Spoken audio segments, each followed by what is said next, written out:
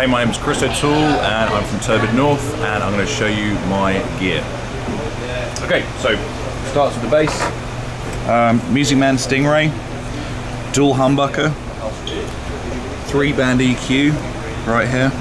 It's active, stock pickups.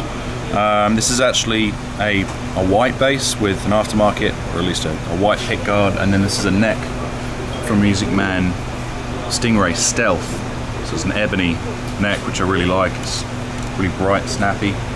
And the strings we tune in drop G and straight A. And this is a .145 top string for the G and the A. And then this is 100, and then 80 is 65. And this nut's been carved down to make it playable and fun. But yeah, I really like these basses. I've taken them all over the world. I wouldn't play any of the bass if I could choose. I love them. Well, yeah, so I also use this bass guitar in Unearth. I've been using it for about 2 years and I haven't had any problems. I changed the jack out once because it got so rusty. For some reason my sweat corrodes pretty much everything. You can see the bridge is starting to rust through the chrome there. I've got another one coming in the mail. But yeah, I'm really boring when it comes to setting EQ and stuff like that for the most part, unless there's some area of the room that sucks bass. I'll just have completely flat EQ across the board here, all the way maxed, and I have it on the 4th setting in the front, which I believe is these outside 2 pickups. I think, whatever it is, that's the one I like using, and just strum the hell out of it, you know, I really like to dig in deep to the strings and get that sort of aggressive sound. Yeah, these are picks I use Dunlop, 0.88 millimeter. I found these are the nicest, most comfortable compromise between being heavy enough to dig in and also have enough sort of flappiness to them that you can do gallops and speed picking when you need to without breaking a string or wearing your hand out for some reason. Okay, so it's essentially a 2-loop system with a clean DI at the front.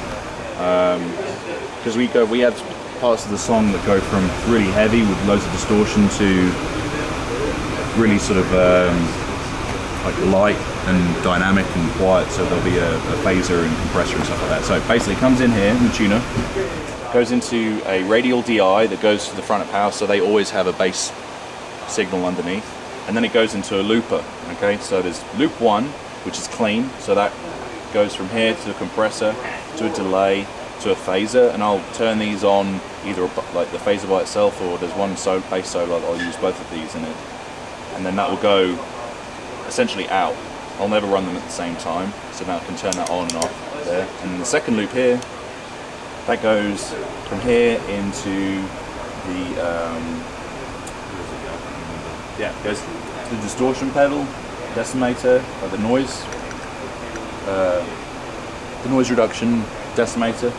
It just starts with all the feedback, you know, if you give loads of gain on the distortion channel, it just feeds back if you don't have it on. And then a tremolo and a wah. So I'll just use those for sort of various dynamic effects at the end of it, and then that comes back here, and then that goes to the out. So it's either clean channel or dirty channel, but there's always the DI from the beginning of the. So from there, that goes to my bass rig. I love Mesa Boogie, super reliable. I think it's the best in the world. But I like the Mesa M6 carbine. Basically a flat EQ. These things are so powerful. It's very difficult to get all the way up there. You know, everyone would tell you to turn it down. So it's essentially a flat EQ. If there's a bass missing in a room, I'll turn that up, or if it's too much, I'll turn that down. But I don't usually mess with that at all.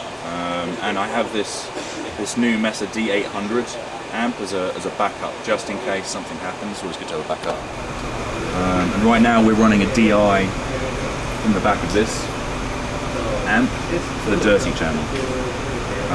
Sometimes we'll run a speaker, a mic to the speaker over here, which is a Mesa Road Ready 810.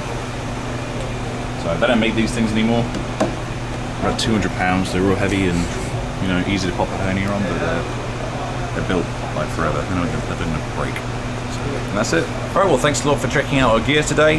We got a new album out called Eyes Alive. Go and check it out. Check us out on Instagram, on Facebook, turbidnorth.com, and come see a show.